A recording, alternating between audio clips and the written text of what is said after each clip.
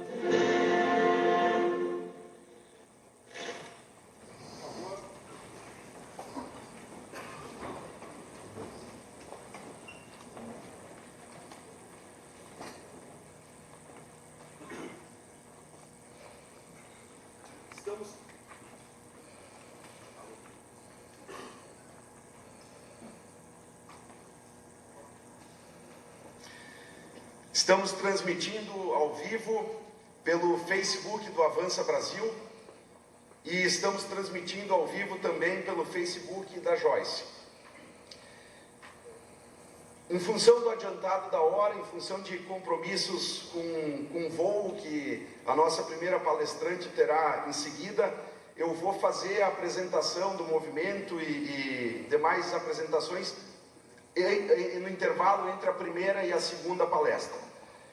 Chamo então para fazer a sua palestra O Brasil da Lava Jato e o Momento Político, para onde vamos, a jornalista Joyce Hassel.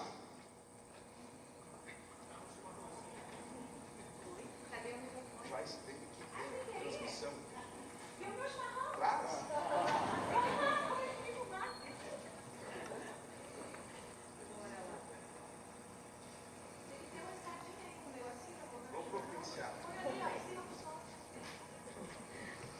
Oi, pessoal. Bom dia a todos. Vocês viram que eu estou no mate aqui, né? Matando a saudade de um bom chimarrão.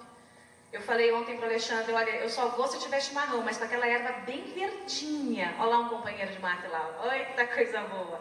Então eu vou ter que deixar aqui, porque eu vou ter que falar. Minha palestra não estava programada para essa hora. Eu sei que muitos estavam avisados que era mais tarde, então alguns não vão conseguir pegar, me desculpem, mas o Brasil me chama. Cada vez que eu olho para a bandeira brasileira, eu fico muito emocionada. E cada vez que eu canto o hino voltado para a bandeira brasileira, eu fico muito emocionada, especialmente quando tem a parte, né? Verás que um filho teu não foge à luta, nem teme quem te adora a própria morte. Quantos de nós aqui nos arriscamos e temos nos arriscado nesses últimos meses, nesses últimos anos? Nossas vidas não têm sido fácil, mas olhar que o Brasil está mudando, isso não tem preço, né? Não tem preço, não tem cabeça rolando que pague, não tem ameaça que nos faça parar. O Brasil é outro, mas a gente tem um caminho muito grande pela frente ainda. E a gente vai falar um pouquinho sobre isso, né? O Brasil antes do Moro, o Brasil depois do Moro, o Brasil durante o PT, o Brasil depois do PT, o Brasil de Michel Temer, o Brasil durante o governo Michel Temer e o Brasil pós-Michel Temer. Será que ele aguenta até 2018? Né? Podemos fazer as conjecturas. Eu já quero dizer para vocês o seguinte, eu não gosto muito de monólogo, eu prefiro diálogo. Então, vocês podem ir anotando as perguntas, questionamentos, crítica, sugestão, elogio também, a gente adora. Pode anotar. E acho que alguém vai pegar, né, os papeizinhos. Tem os formulários. Alex, levanta a mão. Quem é o Alex? Olha lá, ó. O Alex está com os formulários lá, então ele vai passar. Vocês podem anotar as perguntas, por favor, coloque nome, sobrenome, se vocês são de alguma loja específica ou de outro município ou daqui, e eu vou respondendo. Bom, gente, eu estava dando uma entrevista aqui agora há pouco, né, e todo mundo que conversa comigo conversa sobre corrupção e política, né, é uma coisa, não tem onde eu passe que as pessoas me perguntam. A primeira pergunta que todo mundo me faz é: quando o Lula vai ser preso? Assim, a primeira, né, eu tenho os meus palpites, em geral, eu não tenho errado quando faço previsões políticas, que não são exatamente previsões, né? A gente sabe do que está acontecendo nos bastidores. Mas o nosso Brasil de hoje, o Brasil que a gente vê, é um Brasil muito diferente do Brasil de ontem.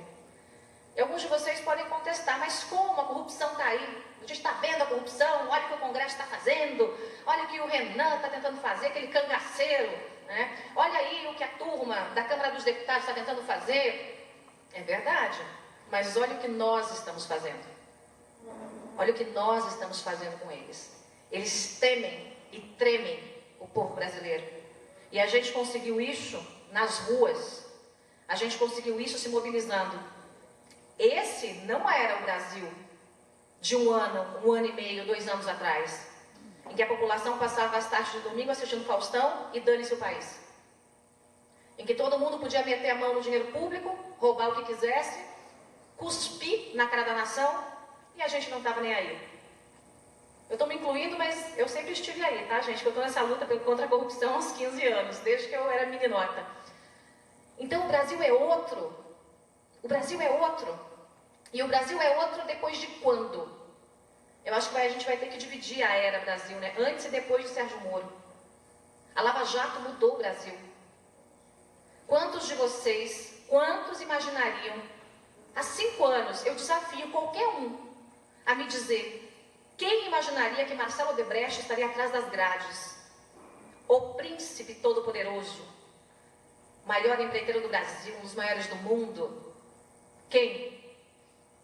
Ninguém. Nem eu que sou da teoria da conspiração. Nem eu cheguei a imaginar isso. Quem proporcionou isso? Sérgio Moro. Fazendo o quê? Só justiça. Essa justiça que ficou durante tanto tempo massacrada no nosso Brasil, deturpada, violada. Né? Nossa justiça é cega, surda, muda e burra, pelo menos até agora. Sérgio Moro fez a gente enxergar que é possível. Então o Brasil realmente é um antes de Moro e depois de Moro. O Brasil é um Brasil antes do PT e depois do PT. E agora a gente está no momento em que a gente está naquela corda bamba, sabe? A gente vai andando e o negócio vai chacoalhando. Será que cai? Será que não cai? Será que a gente vai para a esquerda ou vai para a direita? Será que a coisa vai entrar nos eixos? Será que não vai entrar nos eixos? O Brasil nunca mais vai voltar a ser o que era. A gente conseguiu desmontar, talvez muitos de nós não tenhamos essa consciência, mas a gente conseguiu desmontar um pilar de um projeto de poder nefasto. Um projeto de poder que iniciou o caos no nosso Brasil. Um projeto de poder para fazer do Brasil um país escravo. Escravo onde? Aqui, nas mentes. Para idiotizar, para emburrecer, para transformar as nossas crianças e jovens em idiotas úteis. Esse é o projeto da esquerda. E a esquerda é só o PT? Não, gente, faz 30 anos que eles estão fazendo isso, 40. Mas o PT faz com uma maestria danada, né? O PT é bom nisso, muito melhor que os outros. Montar esquema de corrupção, roubar estatal, idiotizar as pessoas, o PT é o melhor que tem. Não tem páreo para ele. Os outros são amadores. O PMDB tem mais capilaridade, mas o PT é profissional. Então a gente chegou no momento em que era preciso romper tudo. E esse é um momento de guerra. Nós tivemos uma grande guerra durante o impeachment, é verdade. A Lava Jato, Sérgio Moro não gosta que diga isso, mas os fatos são os fatos. A Lava Jato impulsionou o impeachment. Por quê? Ora, porque os políticos estavam indo para a cadeia, porque o Brasil estava vendo que de fato era um bando de ladrões assaltando os cofres públicos, porque a gente via Dilma e Lula articulando para salvar a pele daquele sem vergonha, aquele bandido do Lula, tentando nomeá-lo ministro para cair nos braços do Supremo. E a Lava Jato foi descortinando, foi tirando as escaras dos olhos dos brasileiros. Quantos, talvez de vocês mesmos, há um tempo atrás, não pensassem, eu não gosto muito da esquerda, mas o Lula, olha que legal, o cara, né, saiu lá do sertão, pobrezinho, veio no pau de arara, né, um semi-analfabeto, chegou lá em cima na presidência da República. Eu aposto que a maioria de vocês já pensou assim. Porque ele vai muito bem, ele engana bem o sem vergonha, ele engana muito bem, ele mente muito bem, ele é um mestre na arte de mentir, enganar e dissimular. E aí quando a gente vê essas pessoas que até tinham admiração de alguns, eu nunca admirei essa gente, mas até tinha admiração de alguns, indo para a cadeia, ou com o passaporte carimbado. O Lula está com o passaporte carimbado para ir para a cadeia. Quem proporcionou isso? Lava Jato. Então é o Brasil antes e depois da Lava Jato. É o Brasil antes e depois de Moro. Só que não tem volta, porque a gente não quer voltar mais. Então depois de Moro, vieram outros. Valisney, em Brasília. Lula é réu com ele 2 vezes. Eu fico pensando quem vai pedir primeiro a prisão do Lula. Se é o Valisney ou se é o Sérgio Moro, né? Mas que ele vai para a cadeia, ele vai. Então o momento que nós vivemos hoje no Brasil, há poucos anos era inimaginável. No país da impunidade, que ainda, em grande parte, é o país da impunidade, à exceção da República de Curitiba e alguns nomes, né? Nós temos aí o Cássio Conserino em São Paulo, foi o primeiro a pedir a prisão do Lula, cabra macho, primeiro a pedir a prisão do Lula. Como eu disse, o Valisney, o Sérgio Moro e outros estão pipocando por aí, entendendo que tem um respaldo da população brasileira. E é aí que tem o Brasil, não só antes e depois do Moro, mas antes e depois das ruas. As manifestações lá de 2013 acabaram decepcionando um pouco, né? Mas o Brasil retomou as ruas contra um projeto político criminoso, contra uma figura que cometia crimes em série com o comando do Brasil, com a caneta da presidência, um poste eleito, né, por outro criminoso, e o Lula está me processando por crime contra a honra, né? Eu tenho dito que é crime impossível, porque como é que pode alguém processar, alguém que não tem honra, processar alguém por crime contra a honra? Né? E aí a gente viu o povo tomando as ruas e exigindo o fim desse governo. Duvido que algum de vocês tenha acreditado no começo. Desafio. Alguém acreditou aí? Nas primeiras manifestações que Dilma ia cair, levanta a mão quem acreditou. Olha lá, e não pode mentir, senão o nariz vai ficar grande. Pois eu vou dizer uma coisa para vocês. Eu era âncora da TVeja, tvdeveja.com, a TV que eu criei e que minha cabeça rolou por questões políticas, com os 9 dedos do Lula na impressão digital. E quando tinha campanha, eu dizia, se ela for eleita, ela vai ser empichada. Quem me acompanha desde lá vai lembrar disso. E as pessoas diziam, você é louca. Na redação diziam, você é louca. Se ela for eleita, ela vai ser empichada. Porque era claro. Por que era claro para mim? Porque aquelas escaras não estavam nos meus olhos. Mas são poucos que conseguiam enxergar. Primeiro pelo descrédito na justiça, que muitos de nós ainda temos. Repito, antes e depois de Moro. A gente passou a acreditar na justiça um pouquinho depois de Moro, não foi? Porque, deixa pra lá, nessa justiça aí não tem jeito não, pelo amor de Deus. Antes e depois de Moro. E as ruas? O impeachment foi feito pelo Congresso Nacional, uma ova, bando de covardes. É isso que eles são. O impeachment é o grito das ruas, é a voz do povo que fez aquele bando de covardes se dobrar. Os partidos, na época, ditos de oposição, não queriam assinar. Não queriam assinar. Não, deixa, não vamos mexer com isso não. Dá um problema esse negócio de impeachment, depois não dá certo, a gente desgasta com o governo, aí acaba os pichulecos, acaba a emenda parlamentar.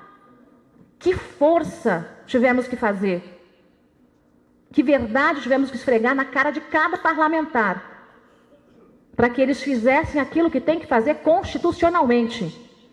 Respeitar a vontade do povo. E aí nós temos o Brasil antes e depois das ruas, porque isso não acabou. E eu uso um exemplo recente agora. A gente está vendo aí, lutando, eu Carla, passamos a semana com mais um grupo, né? Eu só estou citando nós duas porque estamos aqui, mas para não ser injusta, nós temos aí um grupo grande pressionando o Brasil afora para tentar impedir a manobra sem vergonha que a Câmara tentou fazer para, num projeto contra a corrupção, anistiar crime de lavagem de dinheiro. Mentindo para todos vocês que é a Caixa 2. Quando, na verdade, eles querem anistiar a lavagem de dinheiro, o dinheiro roubado da Petrobras, e liberar, no final das contas, todos o que o juiz Sérgio Moro botou atrás das grades. Lutamos feito 2 leoas todos esses dias. Mandei mensagens ameaçadoras para o presidente da Câmara, a Carla viu. E eu disse, não ousem a se levantar contra nós, porque nós marchamos em cima de vocês. Não ousem. Ontem era só deputado, senador ligando, o senador liga para cá, liga para mim. Eu vou mandar vídeo, vou dizer que eu vou votar contra a anistia. É assim que a gente tem que fazer. Eles têm que temer o povo brasileiro. Porque se eles não temerem o povo, eles voltam a fazer a mesma coisa. Por uma questão simples. A nossa estrutura é corrupta. Como eu disse para vocês, o PT é mestre, é as, quando o assunto é corrupção. Mas aquilo lá não é exatamente uma casa de santos. Né? Eu acho que seria muito difícil canonizar alguém dentro do Congresso ou dentro do Palácio, muito menos dentro do STF. Então, a gente tem que, de fora, colocar pressão dentro dessas instituições. Até que a gente consiga também fazer propostas, como das 10 medidas, de fora para dentro. Tudo a gente recebe de cima para baixo. Até a gente sair às ruas pelo impeachment da Dilma, a gente só engolia tudo o que vinha de cima para baixo. Só que a agenda mudou. E os congressistas não entenderam isso. Quer dizer, acho que essa semana entenderam, né, Carla? Essa semana entenderam. Ontem eu recebi uma mensagem direta do presidente, Michel Temer, porque eu conversei com a cúpula do governo e disse, a Carla acompanhou isso, né? Se vocês não afastarem o Gedel, se vocês não derem uma resposta, não segurarem o Rodrigo Maia, tudo vai cair no colo de vocês. Vocês querem salvar 200 políticos encrencados na Lava Jato? Ok, salvem. Mas vão implodir o Congresso inteiro e o Planalto inteiro.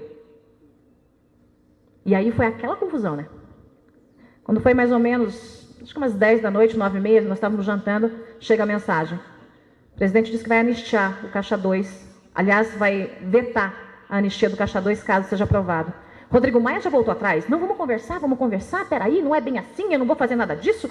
Vamos marcar uma reunião em Brasília. Eis a diferença da pressão. Nós não podemos esquecer disso. Nós ainda temos no Brasil essa possibilidade. Diferente de Cuba, né? Onde o Fidel Castro morreu essa madrugada e foi direto, né, para os braços do capeta.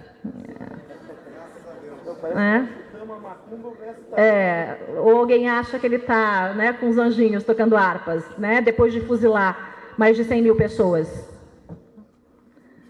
E o Lula é amigão dele, quer dizer, era, né? Podia abraçar o Fidel Castro, né? Lula, Dilma, todos amigos de Fidel.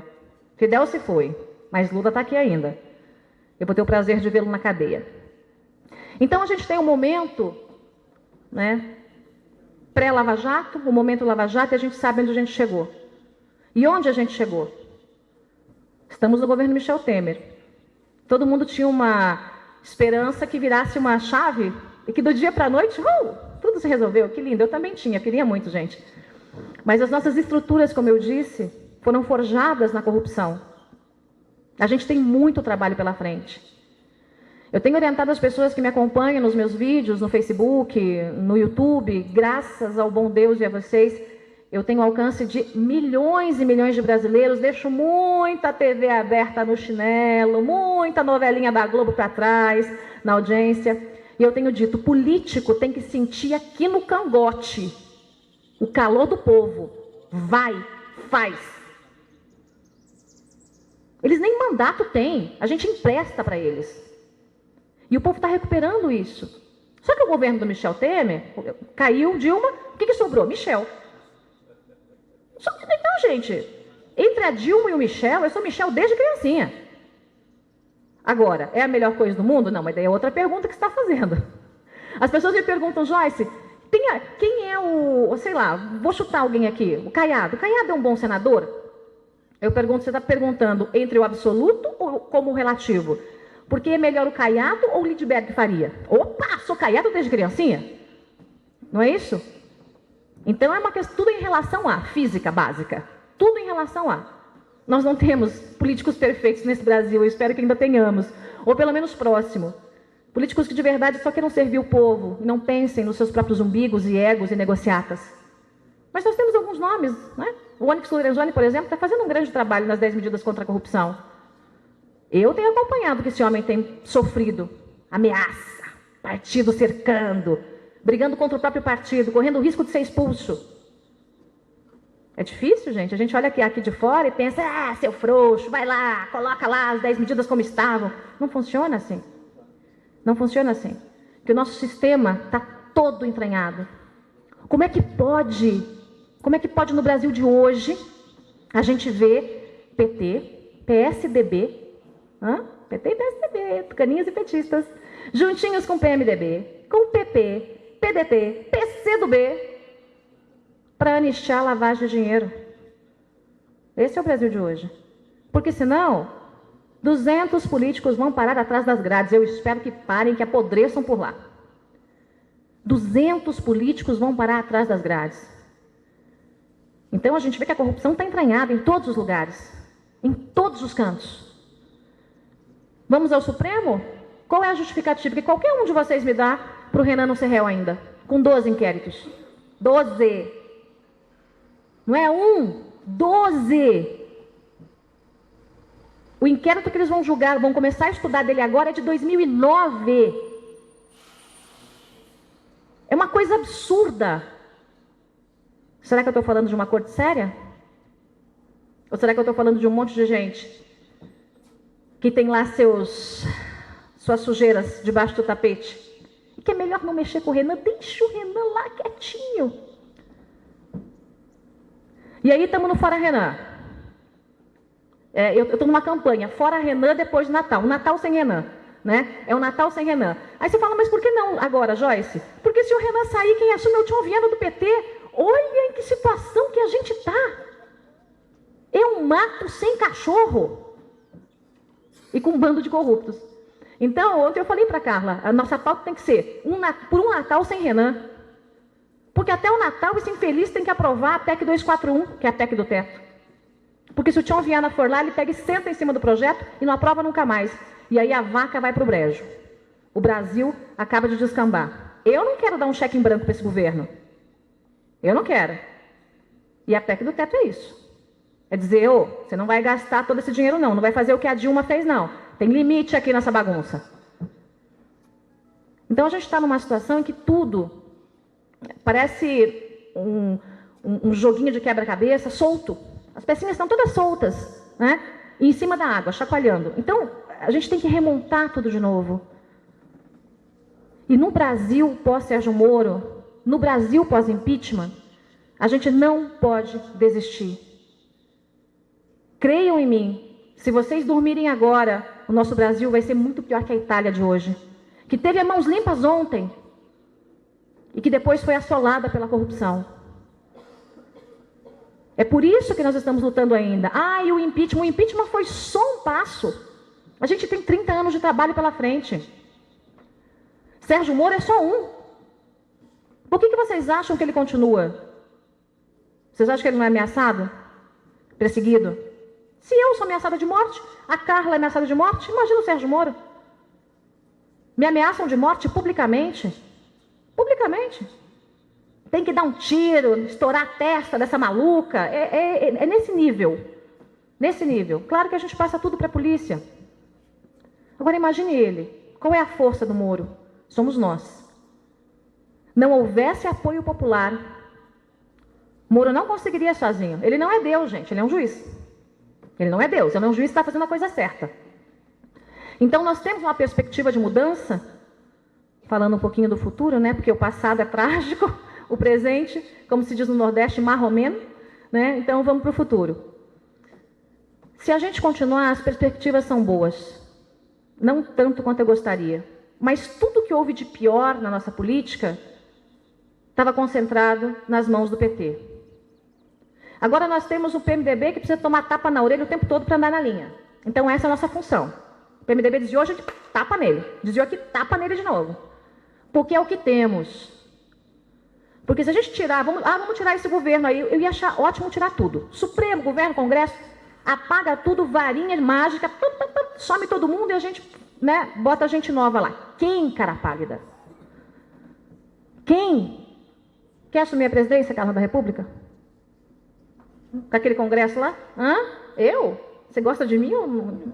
Ela não gosta de mim, gente. Eu achei que ela era minha amiga. Quem, cara pálida?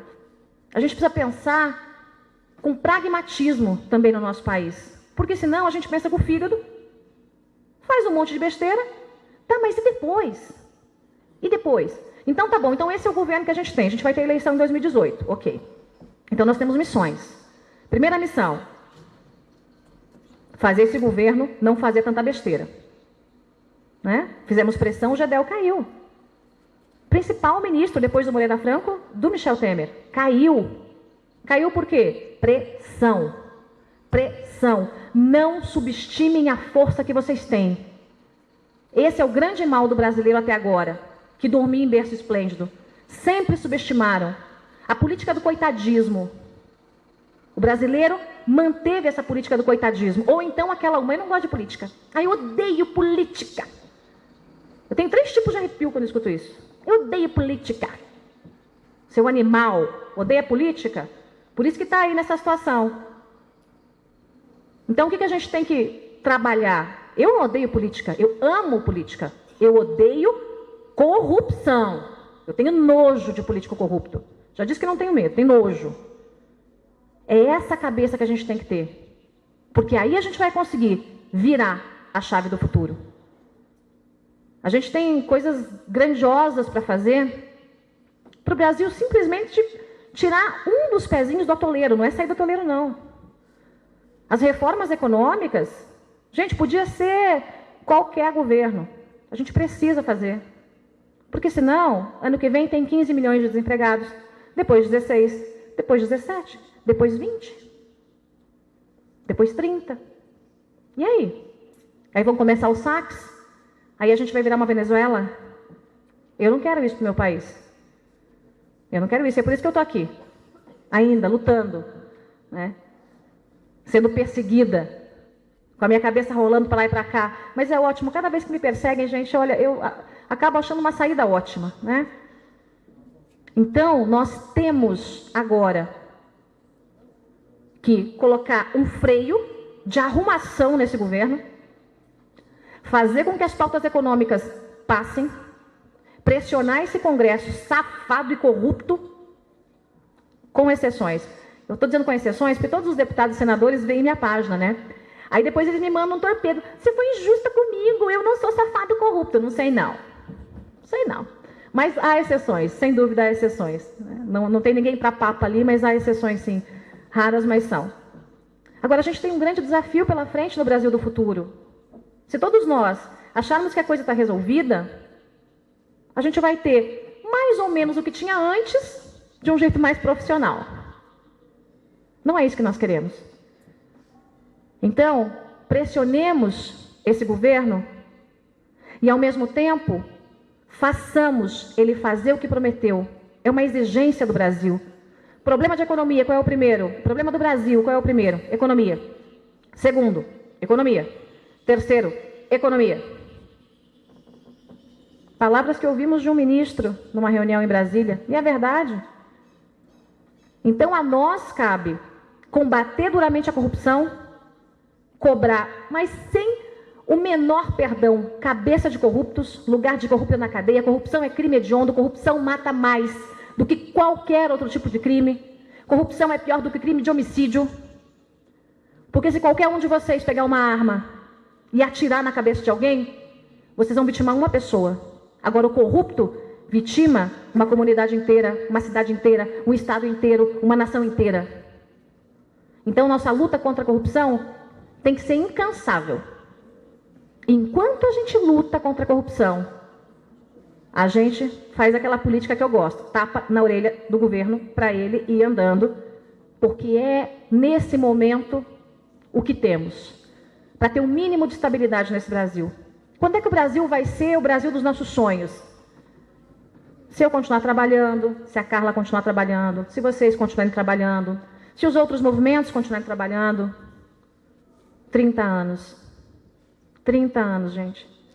Mas nós temos a obrigação de fazer alguma coisa para os nossos filhos, netos. Eu espero ter netos. Eu espero que o Brasil esteja inteiro. Eu espero que o Brasil não seja uma Venezuela.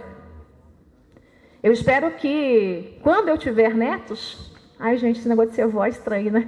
Mas eu espero que, quando eu tiver netos, eles não estudem em uma escola em que aprendam a emburrecer, em que sejam idiotizados e saiam esquerdinhas, né? Como a gente vê, ai, nós somos contra a PEC 241 na escola. Aí você pergunta lá, o que é a PEC?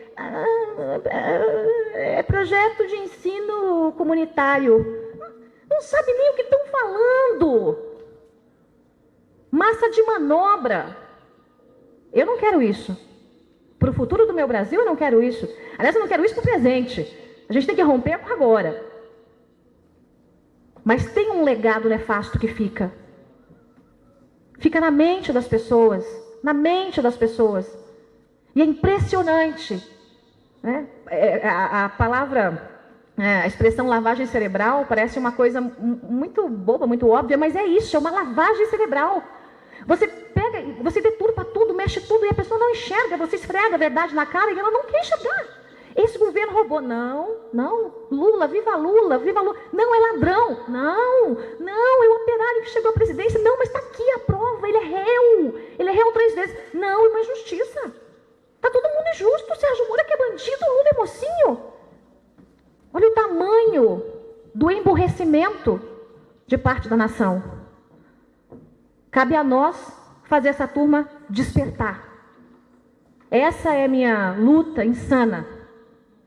Toda vez que eu vou para as ruas, eu chamo as pessoas para ir para as ruas, né, nas minhas redes sociais, e eu passo no caminhão de todos os movimentos. Os movimentos se amam e se odeiam, brigam e estão juntos, é tipo família. Né? Quem não brigou com a irmã de vez em quando?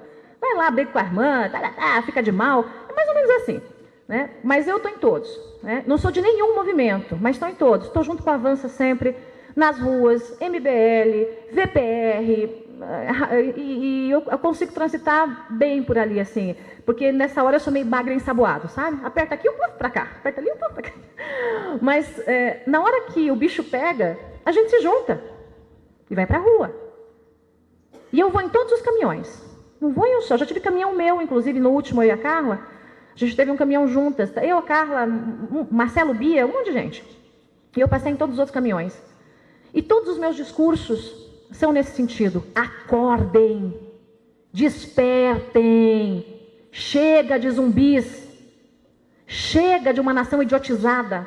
E a gente não pode também ter um núcleo intelectual que acordou e o povo continua sendo tratado como gado. Não, o povo tem que acordar. Sociedade desorganizada é gado, é massa de manobra, é curral eleitoral. E nisso o PT é muito bom, porque ele criou um bolsão de miseráveis com o Bolsa Família e fez essas pessoas acreditarem que aquilo era a única forma delas se manterem, de ter comida na mesa. Eles são bons nisso. E ao mesmo tempo criam um medo, um terror de qualquer outra pessoa que possa entrar em qualquer governo, vai acabar com aquilo e ela vai morrer de fome. Idiotiza. Idiotiza. Então, a nossa função é educar. A minha função é educar politicamente. É dizer, opa, tá errado. Dentro de casa, com o tio que vende pipoca na esquina, no cafezinho, dentro do táxi, nas minhas redes. Sozinha eu não consigo. Mas eu não estou sozinha. Tanto que eu estou aqui. Agora, todos nós, juntos, olha a revolução que a gente fez. Vou tomar um mate, tá? Bata frio. Bata frio? Esquenta-te. Você sabe que a nossa cultura, né, como nas escolas, a nossa cultura foi muito... também recebeu muito o DNA, né, injeções de DNA da esquerda. E o que a gente vê nos livros, muitas vezes é de sentar e dar risada, porque gente, é um absurdo. Assim, o que tem de mentira, o que tem Dia da Consciência Negra, Zumbi dos Palmares, parará, parará. Um assassino, matador de negros. Zumbi dos Palmares, um assassino, matador de negros. E a princesa Isabel, que morreu pela causa, ninguém fala. Porque os livros não ensinam. Tá tudo errado. Começa na escola e perpetua. E quem de nós tem tempo de refazer toda a bibliografia de uma vida? A gente tem mais o que fazer também, né, gente? Então, o nosso papel é passar essas informações. Eu estou escrevendo um livro agora, na verdade, não escrevi nenhuma linha ainda, mas vou escrever.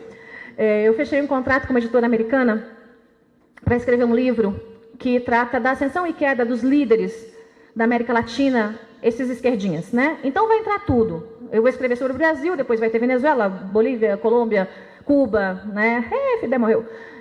Cuba, essas coisas.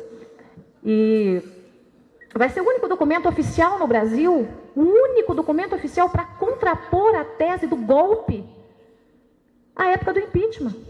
Que golpe, diabos, que golpe tem meses de discussão, que golpe tem uma presidente indo num Senado se defender. Quer dizer, golpe foi contra a gente, que aquele malandro do Lewandowski fez junto com o Renan Calheiros. Aquilo sim foi golpe. Agora, pergunte se no Brasil alguém quer escrever sobre isso. Editora americana. Porque aqui não. Vamos escrever uma coisa mais esquerdinha, né? Uma coisinha mais... Editora americana. Vai ser em português, inglês e espanhol, para o mundo todo. E vai contrapor esse documentário, que até eu dei entrevista para o documentário do golpe, né? Sentei a lenha, mas dei entrevista. Nossos livros mentem para a gente, mentem para as crianças. Nossos professores mentem para a gente. Eu vi esses dias uma discussão de uma professora, isso aí até para o Miguel Najib comentar, com um policial na sala de aula. E era uma coisa absurda, assim, porque você via a esquerdopatia saindo pelos poros. A gente precisa romper com isso. E a gente está num momento muito crucial, porque vem tudo de uma vez. Veja, a gente está falando de política, o impeachment, a troca de um presidente, uma lava-jato, uma revolução escolar, tudo de uma vez. Não é uma coisa, assim, vamos resolver esse negócio aqui porque o resto está bom. Depois a gente resolve o outro porque o resto está bom. Não é tudo. Haja trabalho. Temos muito, muito, muito a fazer. Eu ainda tenho esperança no Brasil. Quando eu vejo a Lava Jato trabalhar, e o Mauá vai poder falar mais sobre isso, apesar de não estar mais na Lava Jato, foi gentilmente retirado de lá. Quando eu vejo a Lava Jato trabalhar, quando eu vejo o Moro trabalhar, quando eu vejo o Deltan trabalhar, quando eu vejo poucos políticos de bem trabalhar, e quando eu vejo milhões e milhões de brasileiros trabalhando, eu tenho esperança. Não é possível que 513 senadores, 81 deputados, um presidente da República e 3 dúzias de ministros sejam maiores que o povo brasileiro. Eu não acredito e não aceito. Eu não acredito e não aceito. E não os trato como Sua Excelência, Vossa Excelência. Esses senhores são funcionários do povo e isso não é demagogia. Carla sabe como eu os trato. Não tem conversa, não. Não tem nhenhenhê. Porque quando eles chegam lá com o mandato, eles acham que é deles mesmo. Sabe? A idiotização também chegou lá. O mandato é meu, não é seu, é meu mandato que eu te empresto. Nós temos que ter essa consciência. Eu acredito no meu Brasil, mas só se a gente trabalhar. E muito. Não pensem vocês que vai ser fácil. Se fosse fácil, né, não precisava da Joyce, da Carla, de vocês. Se fosse fácil, a gente ia assistir Faustão e esperar tudo acontecer. Nós temos muito, muito, muito trabalho pela frente. Bom, eu vou abrir para as perguntas agora. Eu nem sei quanto tempo eu falei, deixa eu ver. Eita, mas fala essa mulher, 40 minutos. Temos 20 para perguntas e vamos lá. Levante a mão assim que ele pega para quem? A Carla está com as perguntas? É bom que enquanto ela lê, eu tomo chimarrão. Gente, eu sou do Sul também, tá? Só para vocês saberem. Eu sou do Sul. É só olhar para ver que eu sou do Sul. Quando eu era criança, eu ouvia essa música horrorosa. Horrorosa, horrorosa, horrorosa. Meu pai era do CTG. Entendeu? Você já imagina o que eu passei, né? Você imagina o que eu passei. Dançava um vaneirão que era uma beleza quando era criança. Pense numa loirinha dançando vaneirão. Bonitinha demais. Vai, Carla. Ô, Joyce, tem muitas perguntas, senão você vai ter que ser breve. Você não me manda, tá? Só pra você não me mandar. Você não me manda. Eu respondo o que eu quiser. Vai perder seu voo. Vai. O pessoal pediu para você convidar todo mundo para a Praça Dante Alighieri no dia 4/12. Pessoal, manifestação importantíssimo. Importantíssimo. 4/12, vamos para as ruas. Aqui vai ser na Praça Dante Alighieri. A gente vai ter no Brasil inteiro. Vou estar em São Paulo. Vai ser um grande momento, porque a gente vai sair às ruas para mostrar para esses deputados que nós os obrigamos a empichar Dilma Rousseff, que eles não se metam a besta com a nação, querendo transformar crime de lavagem de dinheiro em nada. Tudo bem. Roubou a Petrobras, roubou a Eletrobras, roubou o Brasil todo e agora não é mais crime. Então, se eles acham que nós tivemos força para derrubar o presidente da República e que os senhores deputados vão se armar contra a gente, eles estão muito enganados. E isso, como eu disse para eles, né, no áudio que eu mandei para os líderes de partidos, não é uma ameaça, é uma promessa. Então, saiam às ruas, saiam às ruas. O presidente garantiu que vai vetar essa palhaçada se passar. Mas nós não podemos deixar passar. A gente não pode correr esse risco. Não podemos correr o risco, tá? Porque vai que o veto volta e eles derrubam. Então, pressione, pressione, pressione, pressione. Nós temos essa questão na Câmara e temos o Renan, paim cangaceiro Renan, com o PL 280 do abuso de autoridade, que é para fazer com que figuras como o Mauá não trabalhem mais. Porque como é que ele vai fazer uma condução coercitiva? Não pode. Ai, meu Deus, vai magoar um coitadinho, uma condução coercitiva, ele não quer ir. É abuso de autoridade. Saia e proteste contra isso. Carrota. Mário Bassani pergunta, sei que é necessária a prisão dos dois, mas o Brasil, quem deve ser preso primeiro, Lula ou Renan? Você comentou um pouquinho sobre isso, mas... Olha, gente, para mim, o Lula. Eu vou dizer por quê. Como uma questão de exemplo. Exemplo. Quanta gente está descrente na prisão do Lula? Todo mundo sabe que ele é dono do triplex. Como ele diz, triplex. Sou dono do triplex. Ninguém falou do apartamento do Gedel como do meu triplex. Cretino. Todo mundo sabe que o triplex do Lula, né? O triplex é dinheiro de propina da OAS. Todo mundo sabe que o sítio de Atibaia é dele. O que ninguém sabe é que o do lado também é. Ah, mas eu já passei essa informação. Todo mundo sabe que ele tem uma dúzia de fazendas no Pará. Todo mundo sabe que ele nunca deu uma palestra. Era tudo lavagem de dinheiro. Então, o Brasil precisa vê-lo atrás das grades. O poder que ele ocupou, isso pouco interessa. Então, por uma questão educativa e de esperança e de justiça, primeiro, Lula. Se der para prender os dois juntos, eu ia achar ótimo. Né? Eu já mandava os dois. Agora, a questão do Renan depende do STF, né, gente? E aí eu digo para vocês, vai demorar. O pessoal pergunta se você acredita que aprovarão as 10 medidas. É o Sandro Souza, da loja Saint-Germain, de Caxias do Sul. As 10 medidas, se você acha que vão aprovar. Sandro, nós estamos lutando para isso, né? Atrevam-se a não aprovar, para ver. O que nós conseguimos de garantia, vocês se lembram do dia da votação das 10 medidas? A canalhada se juntou para fazer votação em bloco, né? E não votação nominal. Votação nominal é aquela que ele diz, ei, eu sou canalha da Silva, né? E eu voto sim ou não. Então, eles não queriam, porque não queriam se expor perante a população. Deu um rebuliço danado. Os partidos pequenos, que não estavam no bolo, fizeram ali um pedido para votação nominal, né? O presidente da Câmara parece que aceitou, tal, enfim, mas a sessão não aconteceu. Vai acontecer terça-feira agora. Nós temos a garantia, eu e Carla, de votação nominal do Rodrigo Maia. Eu acredito nele? Não. Porque ele não cumpriu nada do que ele prometeu até agora. Mas a chapa dele está esquentando. Porque nós estamos de um lado, os deputados a favor das 10 medidas estão de outro, o Ministério Público do outro, a Polícia Federal do outro e alguns poucos do governo que têm consciência que isso vai cair no colo do governo também estão pressionando. Então, eu acho que ele não vai ter esse peito, não, para tentar nos enfrentar, né? Então, vai ter votação nominal, e com a votação nominal é mais fácil aprovar. Não que os deputados queiram, gente. Eles não querem. Tudo mentira. Tudo mentirinha deles. Um ou outro que quer. Mas qual é a nossa mágica? Fazer a pessoa errada no lugar errado, fazer a coisa certa. É para isso que nós, povo, servimos. E é por isso que eu digo, tapa na orelha do governo, tapa na orelha do Renan.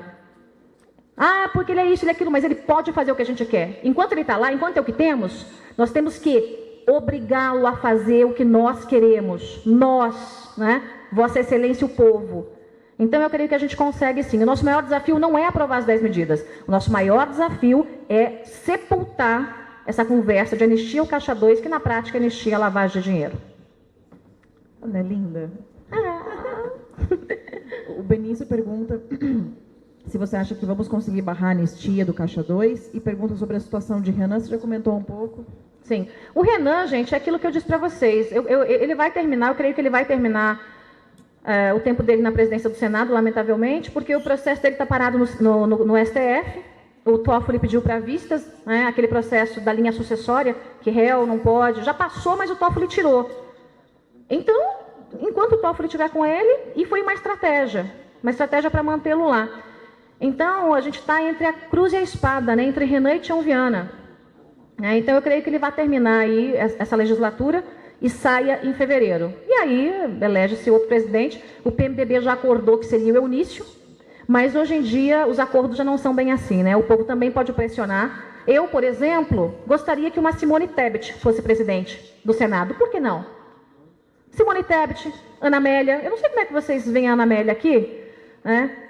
Mas eu vejo ela como um PP diferente. Porque o PP é o partidinho sem vergonha, né? Pelo amor de Deus. Mas a Ana Amélia tem se portado com lisura na Câmara, no Senado, desculpe. Não tenho visto ela cometer grandes gafes. Apesar de que ela não quis assinar a CPMI da UNE, não sei porquê, eu vou dar uma conversada com ela a respeito. Mas uma Simone Tebet, uma Ana Amélia, dariam pelo menos uma esperança de resgate no Senado. Agora, essa mesma tropa, essas mesmas raposas velhas do PMDB, essa mesma corja de sempre, eu acho que a gente pode pressionar também em relação a isso, né? Quando a gente diz que nós somos os senhores dos senadores, nós somos para tudo, não é só para o projeto de lei. Não, não queremos, a gente quer outro candidato para o Senado. Ah, mas eu acordo com líderes, o problema é de vocês. Quem manda somos nós. A hora que a gente entender isso, as coisas mudam. Vou lançar a Simone Tebet aqui, candidata à presidência do Senado.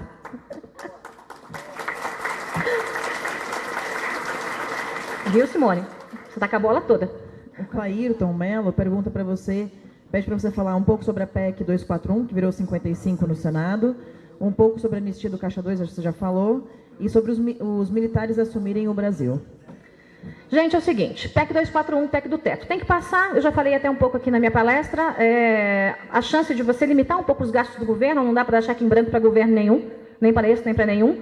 Houvesse uma PEC do teto na gestão de Dilma, a gente não estava nesse atoleiro que a gente está, né, porque a Dilma... Eu quero mais. Porque a Dilma gastou, né, entrou no cheque especial do nosso bolso e gastou sem parar. Então, a PEC do teto é um mal necessário, né? Nós vamos pagar a conta agora de uma farra que a Dilma fez e não nos convidou. Então, a Dilma fez a farra, serviu caviar e champanhe francês, torrou tudo, deu bolsa empresário, comprou, foi muito voto nessa negociata. E agora os trouxas aqui vão ter que pagar a conta. Porque se não pagar, sabe o que acontece? O Brasil para. Não tem o que fazer. Porque para o investidor externo botar dinheiro aqui, tem que ter um mínimo de confiança. Como é que alguém... Eu não colocaria. Se eu olho um governo que gasta o que não tem, que faz essa lambança toda, que destrói estatais, peraí, eu não vou pôr dinheiro aí não. Então a PEC do teto é um primeiro passo para resgatar essa credibilidade lá fora, que está muito embaixo. Mas é preciso mais, é preciso privatizar a estatal. Quantas estatais tem no Brasil? Quem sabe aí? Quantas? Contando as grandes, pequenas, puxadinhos, 144. 144. Inglaterra, que é o país que mais tem, depois do Brasil, tem 19. A gente é muito bom, né? A gente é muito bom. A gente sabe fazer mais que qualquer outro país do mundo. Vende esse bando de cacareco, que tem muitas que só dão prejuízo. Aquelas que o Estado tem que colocar a mão, pode fazer PPP, deixa quem sabe fazer trabalhar. Ou alguém acha que tem algum ministro ali que entende tudo do mundo do petróleo. Privatiza a Petrobras. E outras tantas estatais, como eu disse, algumas só dão prejuízo, são elefantes brancos parados, com muita gente sendo sustentada com o nosso dinheiro, uma cambada de funcionário comissionado, que é simplesmente troca de favores, quando eles fazem aliança entre os partidos, e a gente paga a conta. Então tem que privatizar, tem que fazer a reforma da Previdência, tem que fazer a PEC do teto. Carla, qual era a outra pergunta? Ezequiel Andreasa. Não, do mesmo pergunta. Ele perguntou PEC do teto. Os militares, tá. Bom, gente, ontem até eu fiz um vídeo dizendo o seguinte: do jeito que as coisas estão, se o Congresso continuar agindo assim, não vai ter jeito. Até eu vou ter que pedir intervenção. Eu sempre fui contra, não a intervenção dos intervencionistas, eu os respeito muito. A intervenção é constitucional, mas é o último recurso. É o último recurso. Então, não vou ser eu. Querem parar de apontar para vocês, né? Obrigada. Os militares não, são os petistas. Olha, respeite os militares. Os militares são o nosso braço armado. Aliás, eu detesto quando falam sociedade civil. Sociedade civil. Sociedade organizada. Civis e militares. Os militares são o nosso braço armado. O que eu não concordo até esse momento vamos botar os militares na rua e tal, agora. Não pensem os senhores, se o Congresso continuar desafiando o povo brasileiro desse jeito, esse movimento não vai crescer. Por exemplo, contra o Supremo, que muitas vezes vota contra o povo. Quem pode intervir? Só os militares. Só os militares. Então, eu não desprezo os militares, não desprezo os movimentos, né, que defendem o intervencionismo. Eu só acho que ainda há uma possibilidade de resolvermos por vias democráticas nas urnas em 2018. Mas tudo vai depender do movimento de Brasília, do movimento do Congresso, porque o povo não aguenta mais. O povo está por aqui. O povo não acredita mais. Porque você tira, né, o poder de um bando de ladrões e aí você vê um outro bando de ladrões tentando sempre dar o golpe no povo. Então, isso tem crescido muito. Né? E eu acho que a gente tem que acompanhar muito de perto. No final das contas, o que nós não podemos fazer é nos dividirmos. Todos nós lutamos contra a corrupção. Alguns querem limpar tudo nas urnas, como eu quero. Quero gente nova, candidatos novos. Saiam candidatos. Saiam candidatos. Pressionem quem vocês acham que tem que ser candidatos. Vamos mudar as coisas nas urnas. Joyce. Gente, me erra, Carla. Saiam vocês candidatos. Eu fico fazendo educação política. Agora, eu não descarto isso porque não é inconstitucional. É uma previsão constitucional e legal. Né? Então, eu respeito o movimento intervencionista. Uma pergunta de Carla Zambelli.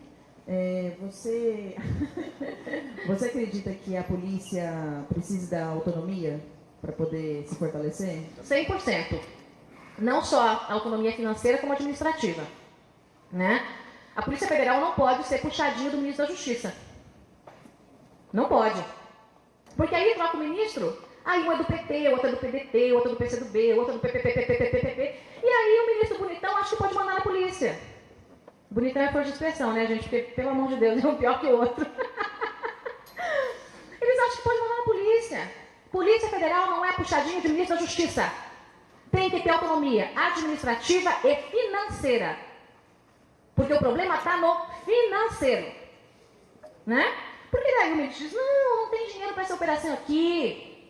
Não tem dinheiro para essa viagem aqui. Não tem diária para esse negócio aqui. Não tem equipamento para isso aqui. E a polícia vai fazer o quê?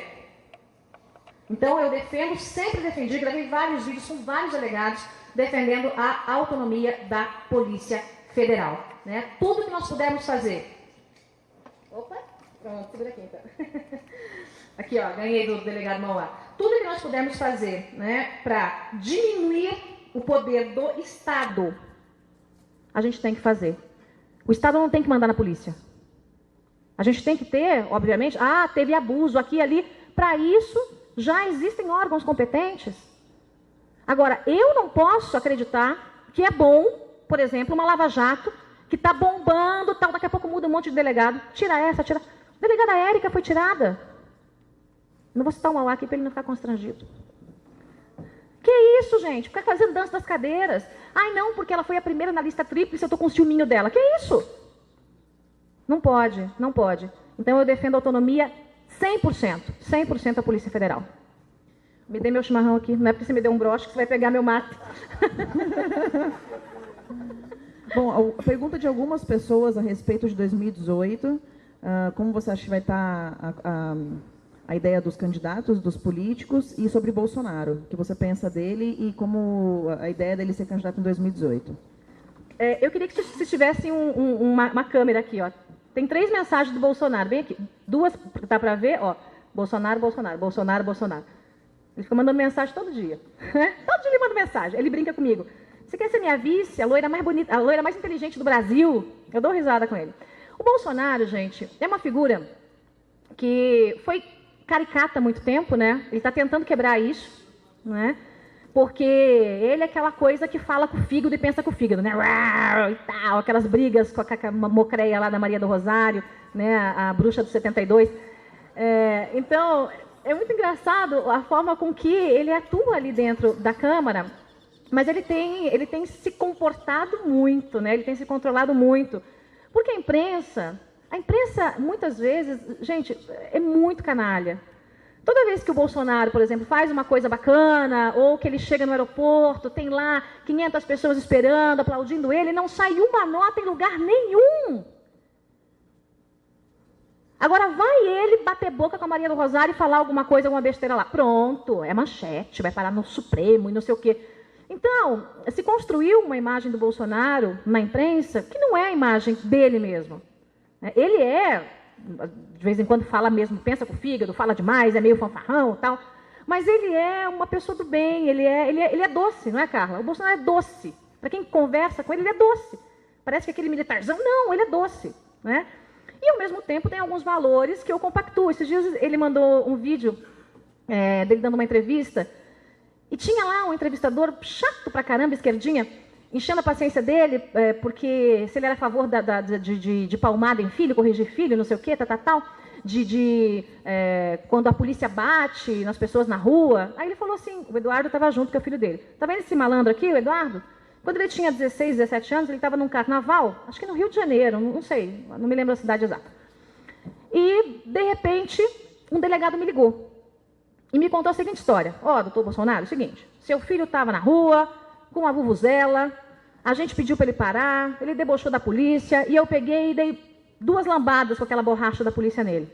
Bolsonaro falou assim, faz o seguinte, põe esse sem vergonha na cela, dá mais 3 no lombo e solta só amanhã meio-dia, porque ele não tem que ficar incomodando os outros de noite.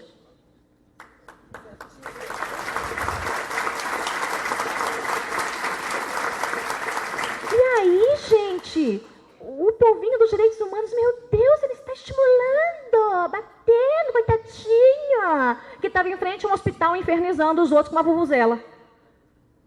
Né? Correção. Eu concordo. Se fosse meu filho, eu ia falar a mesma coisa. Bem que, né? O Eduardo Bolsonaro é um marmanjo, tem quase a minha idade, não tem idade para ser meu filho, né? Então, o Bolsonaro tem dessas, né? E como a gente ficou muito nessa onda do politicamente correto, e tal, e a imprensa também faz isso, e os deputadozinhos de esquerda fazem isso, e bababá, acabaram criando uma imagem dele que não é. Agora, eu apoio o Bolsonaro para ser presidente da República? Gente, eu nem sei quem são os candidatos, eu não posso dizer isso. Eu preciso ver quem são. Quais são as plataformas? Quem vai fazer o quê? Quem está coligado com quem? De onde vem o dinheiro da campanha? Quero saber. De onde vem essa grana aí? Quem vai ser o vice? Quais são os compromissos? Agora, eu acho que ele tem que sair. Como eu acho que outros nomes que têm plataformas diferentes dessas apresentadas até agora têm que sair. A gente tem que ter um leque de opções. E eu acho que tem que sair nomes que nós nem conhecemos também, para a gente ver. Nós não podemos, claro, querer um salvador da pátria, porque a gente tem que mudar as estruturas, mas nós estamos trabalhando para isso, no dia a dia, para mudar as estruturas. Então, eu quero ver novos nomes. E quero vê-lo também disputando, por que não? A gente decide na urna. É isso que eu quero. Então, Bolsonaro é meu amigo, de vez em quando eu puxo as orelhinhas dele, porque ele fala demais, mas eu também falo, então tudo bem, fica tudo certo. Joyce, a última pergunta, você tem 2 minutos para ir embora. A não ser que você queira perder o voo. Pergunta de Newton Cacaus, lá de São Paulo, o presidente do Avança Brasil, coordenador, enfim. Depois da economia, quais são as prioridades? Em nossa agenda do Avança é educação. O que você acha? Mais uma, que é o último. Bom, a economia, como eu disse, né, é a grande prioridade, mas nessa luta econômica, pelo resgate da economia brasileira, a gente não pode deixar a pauta ética do lado, tá? Uma coisa não exclui a outra. Então, elas têm que andar juntas, porque senão vocês viram o golpe que a gente leva em Brasília, né? Então, a gente trabalha pela economia e, ao mesmo tempo, exige o mínimo de moralidade, decência e combate à corrupção. A gente tem que fazer isso, tá? E eu acho que a educação é o segundo grande tema mesmo. Mas não precisa esperar resolver a economia. Até porque o processo educacional, gente, é de médio a longo prazo. Né? Não é um processo que se faz assim. A gente tem, como eu disse para você, aí, 30, 40 anos de idiotização na maioria das escolas. Dá dó.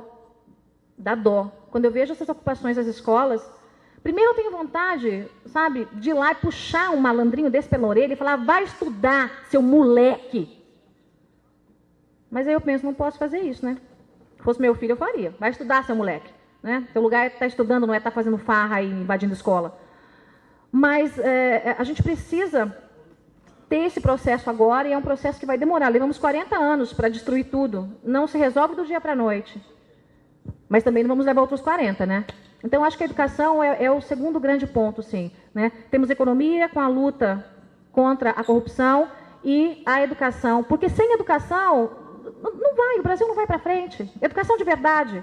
Uma escola sem partido, como o Miguel vai falar aqui, dá liberdade para as crianças, ensiná-las, ensinar a pescar, trabalhar os conceitos de liberdade, meritocracia.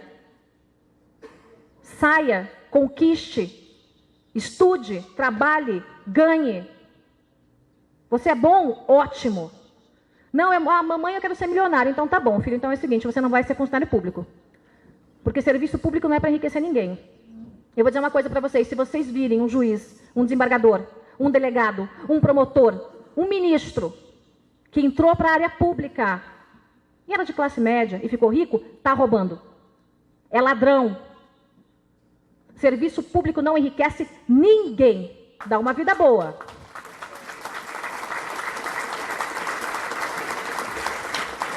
Serviço público não enriquece ninguém. Então, as pessoas usam, né, os malandros, né, como essa muleta, o serviço público, e ficam mamando nas tetas do lado. E aí você vê gente que ganha 8, 10 mil, teoricamente, no serviço público, andando de Porsche Cayenne. Ei! Que diabo é isso? Tem um caso que eu conto nas minhas palestras anticorrupção, de um servidor da Receita que ganha 8 mil reais.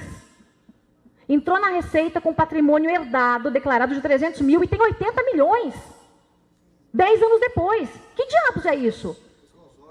Em quantas loterias ele acertou? Então, essa meritocracia, trabalhe, faça. Mamãe, quero ser milionário. Estude, trabalhe. Né? Tenha mérito por aquilo que você faz. Eu acho que esse é um grande desafio que a gente tem que fazer dentro de casa, junto com a escola. Não adianta também deixar na escola, resolva-se na escola, né? Porque daí vai demorar demais. Mas esse é um dever de casa que a gente tem que fazer. A Carla está me mandando embora, gente.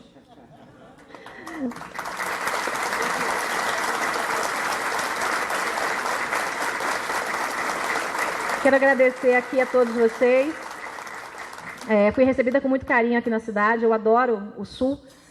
E não conhecia Caxias, adorei. A cidade, né, parece um pedacinho da Europa, tudo organizadinho, limpinho, né? Mostra que também há expressão da cidadania nisso, né? Quem gosta da sua cidade, quem ama a sua cidade, quem ama o seu país, cuida, né? Não joga lixo no chão, cuida do outro. Então, eu não vi quase moradores de rua aqui, então eu achei também isso muito bonito. Você anda em São Paulo, assim, é uma tristeza, né? Você anda no centro de São Paulo, assim, é de partir o coração. Então, eu realmente gostei muito da cidade. Parabéns a vocês, cidadãos aqui de Caxias, porque eu vi que vocês cuidam, né, da terra onde vocês moram. Isso também é cidadania. Quero voltar muito em breve, vou direto para São Paulo dar uma outra palestra, falar sobre liberdade, que é outra coisa que eu ando falando aí Brasil afora. E é isso que a gente precisa, liberdade econômica, política e individual. Muito obrigada.